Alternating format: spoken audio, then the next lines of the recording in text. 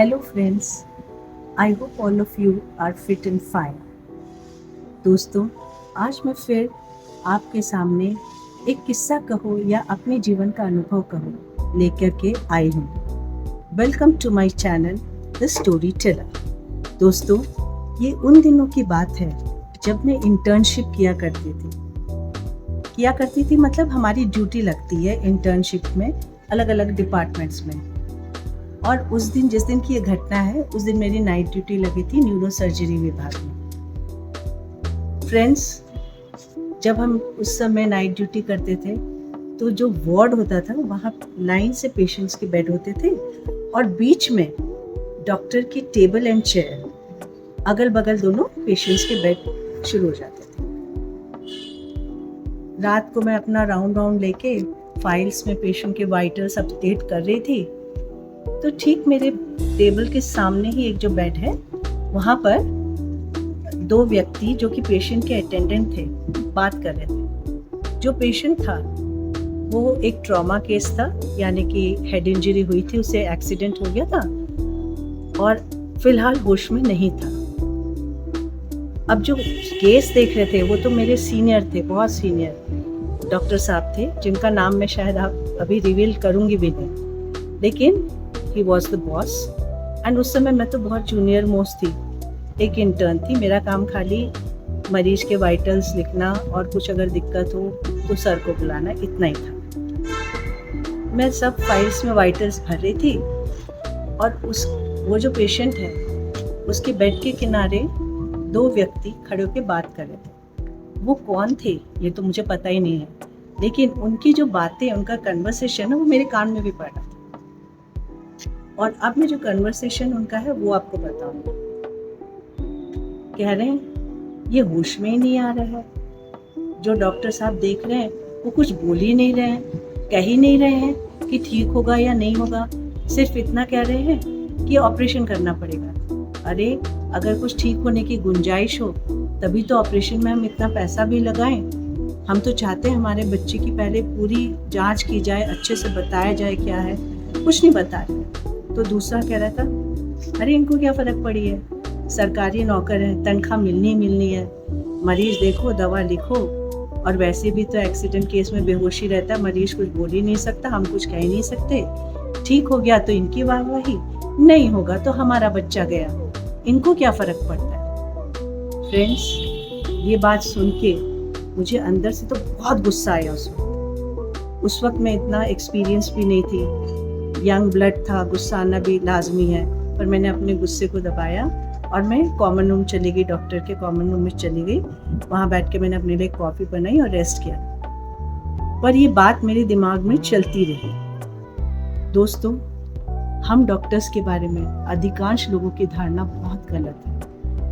हमारा एक मरीज हो या 100 मरीज हो, सब हमारे लिए अपने बच्चे के बराबर है। दोस्तों, जैसे एक माँ के 10 बच्चे भी होते हैं, हर एक बच्चा माँ को प्यारा होता है, वैसे ही हमारे 100 मरीज भी होंगे, वो 100 हमारे लिए इक्वली इम्पॉर्टेंट होते हैं, हमारे बच्चे की तरह होते हैं। हम कोशिश करते हैं अपनी पूरी नॉलेज, पूरी एक्सपर्टीज, पूरी स्किल लगा के उसे ठीक करने की, लेकिन ये हमें बताया गया है मेडिकल की पढ़ाई के दौरान कि हमें अपने इमोशंस मरीज के सामने जाहिर नहीं करना। ये प्रोटोकॉल है कि डॉक्टर को एक न्यूट्रल इमोशन लेके काम करना चाहिए। यकीन मानिए दोस्तों, जब किसी मरीज को हम देखते हैं तो सबसे ज़्यादा खुशी उसके ठीक होने की डॉक्टर को होती है पहले। जब हम डिस्चार्ज कार्ड किसी मरीज का लिखते हैं और उसमें लिखते हैं पेशेंट इज स्टेबल, उससे ज़्यादा खुशी की बात हमारे लिए नहीं होती। कोई डॉक्टर ऐसा नहीं होता दुनिया में जो चाहता है मेरा मरीज ठीक ना हो, कोई नहीं होता। अगर मेरे सामने कोई जानी दुश्मन भी आ जाए मेरा, तो मेरे दिमाग में यही बात रहेगी, पहले इसको ठीक कर। और जिस डॉक्टर की बात मैं कह रही हूँ, जिनके अंडर में वो मरीज था, वो डॉक्टर बहुत ही सीनियर मोस्ट, एंड उनके अंडर मैंने 1 महीने इंटर्नशिप की। मैंने जाना कि डेडिकेशन क्या होता है, लेकिन ये डेडिकेशन मरीज को दिखती नहीं है। हर चीज़ हम मरीज को कैसे दिखाएं, उसके घर वाले को कैसे दिखाएं, नहीं दिखा सकते। बस ये था कि अगले दिन वो अनफॉर्चुनेटली वो मरीज चल बसा,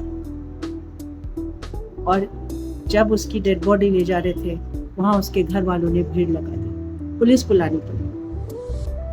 घर वालों का कहना है कि डॉक्टर साहब ने हमें कुछ नहीं बताया, हमें बोलते रहे हम नहीं जानते, हम कुछ नहीं गारंटी दे सकते। कैसे गारंटी दे सकते ऐसे केसेस में? कोई नहीं गारंटी दे सकता।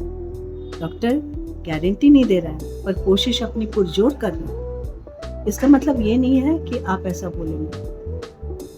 फ्रेंड्स, मैं इस अपने स्टोरी टेलिंग के माध्यम से जितने भी नॉन मेडिकोस हैं उनसे ये रिक्वेस्ट करूँगी, प्लीज़ आप कोई डॉक्टर के बारे में ऐसी धारणा न रखें। हर प्रोफेशन में अपवाद होते हैं। एक दो डॉक्टर अगर किसी इलीगल कार्य में लिप्त पाए जाते हैं तो इसका मतलब ये नहीं कि डॉक्टर फ्रेटर्निटी ही ऐसी नहीं है। और जो सर्जन्स होते हैं, चाहे वो न्यूरो सर्जन हो या सर्जन हो, उनका तो काम बहुत ही टफ होता है और उनके लिए ऑपरेशन टफ नहीं होता, वो तो उनके बाएं हाथ का काम है। लेकिन जो पोस्ट ऑपरेटिव पीरियड होता है दोस्तों, जब आपका कोई मरीज होता है, उसका ऑपरेशन हो गया, आप लोग तो अपने सो जाते हो कि चलो ऑपरेशन अच्छे से हो गया, आ गया बाहर। डॉक्टर घर जाता है पर सो नहीं पाता है, क्योंकि उसको पता है कि पोस्ट ऑफ 72 आवर्स जो होते हैं बहुत कठिन होता है। उसके दिमाग में बस यही बात चलती रहती है कि कुछ ना हो, ठीक से रिकवरी हो जाए। बहुत स्ट्रेसफुल लाइफ होती है सर्जन्स की। अगर हम पिकनिक मना रहे हैं, डॉक्टर्स पिकनिक मना रहे हैं, बाहर किसी का बर्थडे एंजॉय कर रहे हैं या शादी की पार्टी में गए हैं, कितने बार ऐसा होता है कि एंड बीच फंक्शन में हॉस्पिटल से नर्स फ़ोन करती है, sir medical emergency, surgical emergency, और कोई भी डॉक्टर एक मिनट नहीं रुकता। आधा खाना खा रहा होता है, वहीं छोड़ के चले जाता है गाड़ी लेके, और फिर उसकी फैमिली को दूसरे डॉक्टर्स ड्रॉप करते हैं। कुछ भी हो, कभी कोई डॉक्टर अपनी फैमिली के साथ मूवी एंजॉय कर रहा होता है, ऐसा बहुत बार होता है। फ़ोन आता है, इमरजेंसी आ गई, आधी मूवी छोड़ के आ जाता है। ये तो बहुत छोटी छोटी बातें हैं, पर ये हम सबको थोड़ी बताएंगे कि हम आपके लिए आधी मूवी छोड़ के आए, हम आपके लिए अपने बच्चे का पेरेंट्स टीचर मीटिंग छोड़ के आए। ये कोई डॉक्टर नहीं बताता, क्योंकि हमारे लिए, हमारी फैमिली से भी पहले हमारे मरीज की भलाई है। फ्रेंड्स, हम डॉक्टर्स भी आप ही की तरह ह्यूमन बीइंग हैं। हम हर मरीज को इक्वल इम्पोर्टेंस देते हैं। शायद बहुत लोग ऐसे भी सोचते होंगे, वो तो डॉक्टर के परिचित है, अच्छे से ही देखेंगे, वो रिश्तेदार हैं, अच्छी ट्रीटमेंट देंगे। No, that is totally wrong. For us every patient is equal. हम ऐसा कभी नहीं करते, ना सोच सकते। तो आपके ऊपर है कि आप अपने डॉक्टर को कितना फेथ करते हो। अगर फेथ करते हो तभी दिखाओ। वंस आपने किसी डॉक्टर को दिखाया तो आप ये सोच लो मन में कि मेरा अच्छा है। दोस्तों, हम डॉक्टर्स के बारे में लोगों की बहुत सारी गलत धारणाएं हैं, जो मैं अपने वीडियो में आगे भी बताती जाऊँगी। और ख़ासकर हम लेडी डॉक्टर्स के बारे में, चाहे वो किसी भी फील्ड में हो, डेंटिस्ट हो, गायनेकोलॉजिस्ट हो, डर्मेटोलॉजिस्ट हो, ऑप्थेल्मोलॉजिस्ट हो, बाकी लोग, खासकर महिलाएं जो गृहिणी हैं, वो तो बहुत ही गलत धारणाएं रखती हैं। उसके बारे में मैं अपने आने वाले व्लॉग में आपसे बात करूँगी, और वो बहुत इंटरेस्टिंग भी होगा, हंसने वाला भी होगा, एंड शायद डॉक्टर्स भी रिलेट कर पाएंगे, आप भी रिलेट कर पाओगे। क्योंकि आए दिन हमसे ऐसे फनी क्वेश्चंस पूछती हैं औरतें कि हमें समझ में नहीं आता कि हम क्या बोले, हम भी हंसते हैं। फिर ये बातें मेरे नेक्स्ट ब्लॉग में होंगी। इस ब्लॉग में मैं यही मैसेज देना चाहती हूँ कि फ्रेंड्स, डॉक्टर भगवान का रूप नहीं होते। मत मानिए हमें भगवान, हमें इंसान सोचिए। आप ये सोचिए कि हम इंसान हैं, जो भगवान के द्वारा दिया गया कार्य हमें सौंपा गया है, वो हम पूरा करते हैं। हम वो बहुत लकी पीपल हैं जिनको ये सेवा का अवसर मिले। तो हम इसके साथ कभी चीटिंग नहीं करें। हम पैसे के लिए नहीं कभी किसी मरीज को देखते हैं। पैसा कमाना भी हमारा ध्येय है। मैं नहीं कह रही कि नहीं कमाएंगे तो खाएंगे कैसे। पढ़ा हमने इसी के लिए तो है। दोस्तों, 16 से 25 साल की उम्र में जब हर व्यक्ति अपनी लाइफ की प्राइम में होता है, एंजॉय कर रहा होता है, घूम रहा होता है, पिकनिक मना रहा होता है, हम तब रात बैठ के पढ़ाई कर रहे होते हैं। रात और दिन क्या होते हैं हमें पता नहीं, सोशल लाइफ क्या होती है हमें पता नहीं।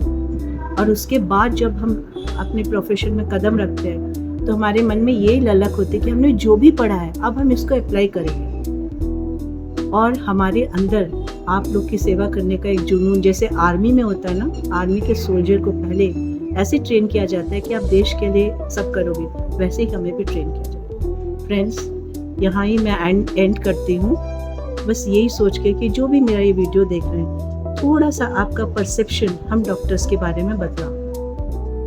नेक्स्ट वीडियो में हम फिर मिलेंगे with the views of non medicos about lady doctor, and we'll have some fun in that video.